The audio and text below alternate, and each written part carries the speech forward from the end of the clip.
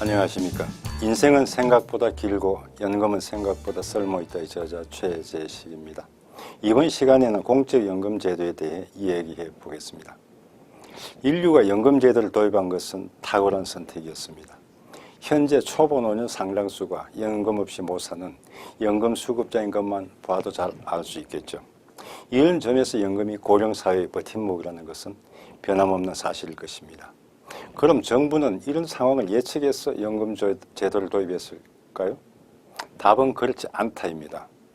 처음 공무원 연금이 도입됐을 때는 나중에 연금을 줄 테니 노후는 걱정하지 말고 일이나 열심히 하라는 의미가 담겨 있었는데요. 이때만 하더라도 공무원들이 은퇴하기까지는 한참 뒤의 일이었기 때문에 연금 지급은 나중의 일이었습니다. 게다가 그 기간 동안 보험료가 기금으로 쌓일 것이니 재정에 도움을 받을 수 있겠다는 생각으로 누이 좋고 매부 좋은 일이라는 판단이었을 것입니다. 국민연금 역시 마찬가지죠. 정부가 국민을 위해서 도입했다기보다는 다른 정치적 목적이 있었음을 미리 짐작할 수 있습니다. 어려운 노후를 보내시던 어르신들을 위해 도입했다는 기초연금에 관한 논의만 보더라도 연금이 얼마나 정치적 산물인지 알 수 있습니다. 쉽게 말해 표가 왔다 갔다 한다는 것입니다. 어찌됐건 연금 보험료를 낼 때 사람들이 가장 궁금해하는 점이 바로 내가 받을 연금 수령액일 것입니다. 지금 연금을 받는 노년을 보면 그 정도 금액으로 어떻게 생활하지? 라는 걱정과 물가 상승을 고려해서 내가 낸 금액보다 많은 연금을 받는다는 기대가 공존합니다. 그럼 연금으로 얼마를 받아야 적절한 것일까요? 공적연금의 지급 수준이 적절한지는 소득 대체율을 통해 판단할 수 있습니다. 소득 대체율은 말 그대로 연금이 현직 소득을 어느 수준까지 대체할 수 있는가를 나타내는 지표입니다. 예를 들어 재직 당시 소득이 월 500만 원인 근로자가 은퇴 후 월 300만 원의 연금을 받으면 소득 대체율은 60%가 됩니다.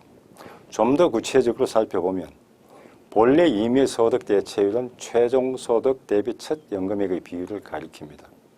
연금을 받아 생활하는 수준이 퇴직 직전에 보수를 받아 생활하는 수준을 얼마만큼 유지시켜 줄 수 있는지를 나타내는 지표입니다. 그런데 요즘은 주로 생애 평균 소득 대비 첫 연금액의 비율로 사용합니다. 연금 지출 억제를 위한 제도 개혁을 하면서 연금 산정 기준 소득이 최종 소득에서 생애 평균 소득으로 변경됐기 때문입니다. 여기서 생애 평균 소득이란 전체 제도 가입 기간 동안의 평균 소득을 말합니다. 1988년 국민연금 제도 도입 당시 40년 만기 가입자의 소득 대체율은 생애 평균 소득의 70%였습니다. 그러나 1998년에 60%, 2008년에는 50%로 떨어졌고 2028년까지 40%로 떨어질 예정입니다.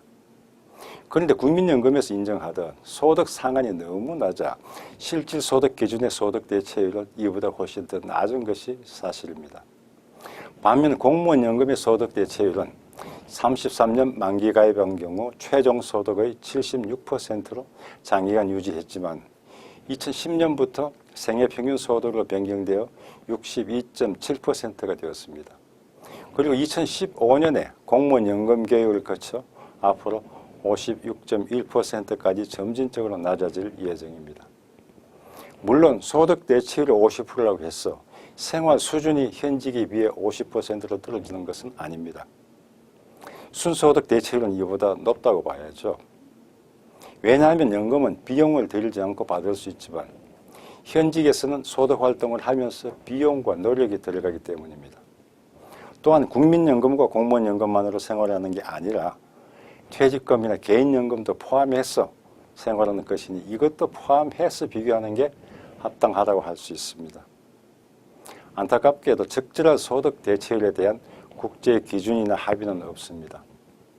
다만 국제노동기구 ILO는 중위소득자가 30년간 공적연금에 가입할 경우 40에서 50% 정도의 소득 대체율이 적절하다고 보았습니다.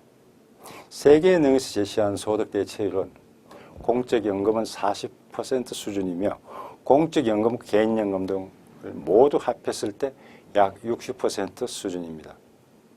실제적으로 국가별 연금 수준을 비교한 자료에 따르면 35개 OECD 국가의 공적연금 총소득 대체율 평균 한 52.9%이며 임의가입 연금까지 포함할 경우 58.7%로 조사됐습니다. 한편 뒷받침할 재원을 고려하지 않는 소득 대체율 노인은 무의미합니다. 그래서 연금의 적절성을 판단하는 지표로서 수익비를 들지 않을 수 없습니다.